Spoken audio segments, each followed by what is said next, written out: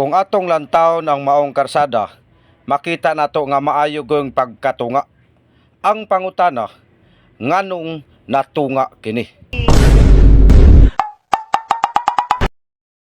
Alright, so may adlaw. So karong adlaw, naday ko karon dinhi sa Barangay Kalugmanan, Manolo Portis, Bukidnon, tungod kay nako ipakita sa inyo kining karsada nga kung atong lantaw dinhi is isa ra gid siya. Kuan lang kayo kanang ordinary ra kay siya nga karsada kuan, pero pag abot dinhi tanawa natunga. Tanawa gani. Pag abot dinhi tanawa naduha ang karsada, tanawa oh. Pero kabalo ba mo nganong naduha kining karsada nga pwede ra maunta kini iusa? Atong hinabion karon si Master Clyde o si Master Rentoms TV. Ano ni Master, nganong natunga mo gini sa imong kuan? Abi nimo actually nindot kayo ni siya nga vlog ini gibuhat Master nga naman. Dili lang ni siya basta-basta nga vlog.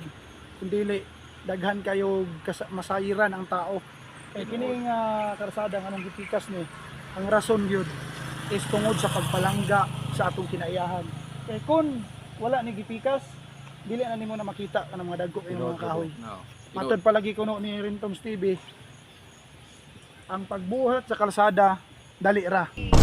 Pero ang pagpatubo sa kahoy, correct, gatusan pa ka mga tuig ang mulabay. Aya siya mahimo ana.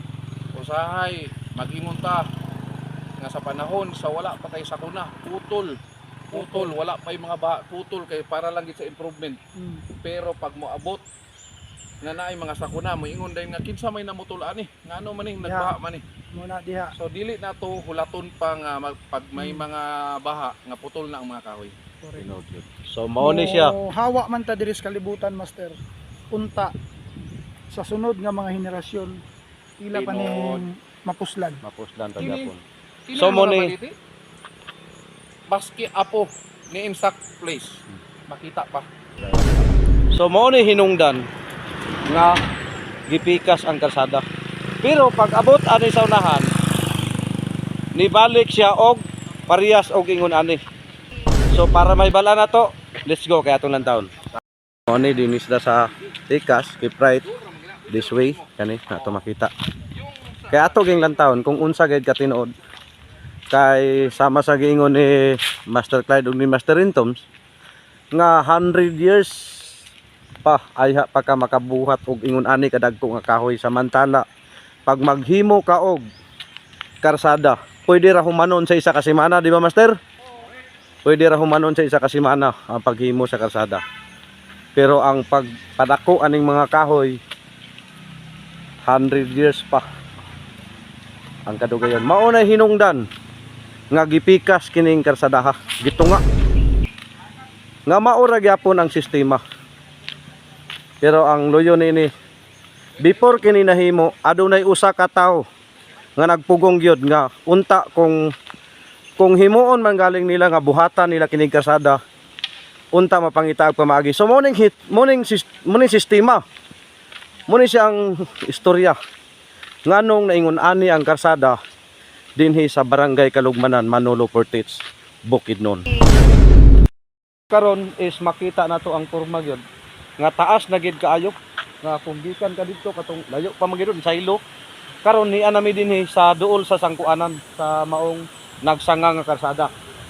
So atong lantawon kay kung siguro kung natuman kini ang giingon nga idikit kining nagsanga nga karsada, makaingon gid ta nga sayang ang mga kahoy nga nagtubo sulod sa wagi ko masayok more or less or 20 ka tuig pataas. Sayang ang mga kahoy kung gipamutol. Pero bless kay sa Ginoo nga gikuan gyud gihatagan gid nila og dalan nga bahala og kuan, basta ang importante dili lang gyud maputol kini ang mga kahoy nga nagpanuigo na sa mga 20 ka tuig kapin. So yun ang kasagingon ani. So muna isabi pod nga ni ami dinhi karon tungod kay gusto gyud namo makuan kung unsa gyud ka tinuod kay kani nga area man gyud is nag-viral kini sa social media. Kini ha. So muning gisuta namo pag insakto kung unsa gayud katinuod or edit bagha kato.